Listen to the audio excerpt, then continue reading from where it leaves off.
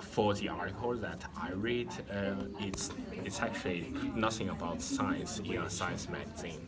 It talks about the protests in Hong Kong and also how scientists in Hong Kong are protesting.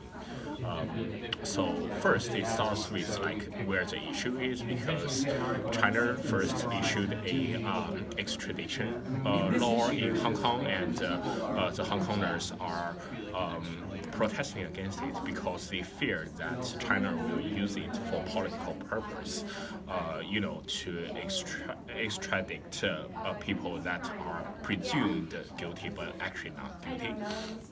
So for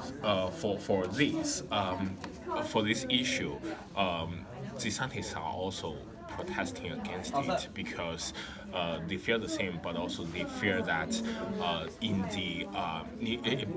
because the mainland China is building a much closer relationship with Hong Kong in academic studies or science studies. They fear that because of the funding that China has on Hong Kong, China can use that as a way to control how academics are proceeded in Hong Kong, and they want to do protesting for the purpose of letting the international society, especially the academic society, to be aware of this issue, and together they could, at least prevent the interference in the academic itself.